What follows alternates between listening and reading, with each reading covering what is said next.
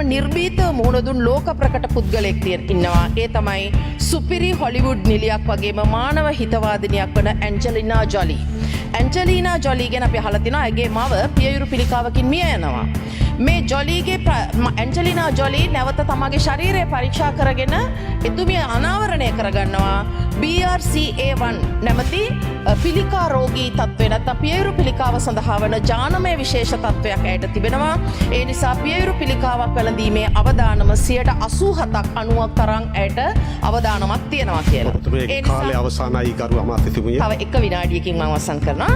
ඒ නිසා ඇය තීරණය කරනවා ඇයගේ පියයුරු දෙකම ශල්‍ය කර්මයකින් ඉවත් කරලා ඇය දැන් ජීවත් වෙන්නේ. ඒ නිසා ඇයගේ පිළිකා අවදානම ඉතාම පහළ අගයකට 5%කටත් වඩා අඩු අගයකට ඇය පත් කරගෙන තිබෙනවා.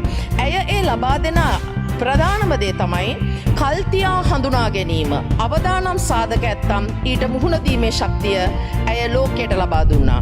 රූපයට වඩා ජීවිතය වටිනවා කියන ඇය වැනි ලෝකයේ ප්‍රසිද්ධම නිලියක් රූපය පිළිබඳව ඉතාමත්ම වැදගත් ලියයි සලකන නිලියක් ඇය ලෝකයට ලබා දෙන පණිවිඩය තමයි කාන්තාවන්ට රූපයට වඩා ජීවිතය වටිනවා. ඒ නිසා දෙසරක් හිතන්න එපා. අනිවාර්යෙන්ම වයස අවුරුදු 20ට වඩා වැඩි හැම කෙනෙක්ම ටච් ලුක් චෙක් TLC කියන එක මේවර අපි ඒ තේමාවන් ඔක්සේ බැලුවම හැම කෙනෙකුටම ස්වයං පරීක්ෂාවක් කරගන්න පුළුවන් පියයුරු පරීක්ෂාවක්.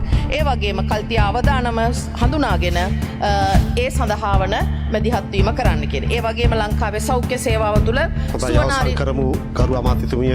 එහෙමයි අපි අවසන් කරනවා. සුවනාරී සායන තුළින් ඔබට මේ සේවාව ලබා ගන්න පුළුවන් කියන මතක් කිරීම කරමින් නිරෝගී දිවියක් සඳහා කල්තියා රෝගය හඳුනා ගනිමු කියන පණිවිඩය ලබා දෙනවා. ස්තුතියි.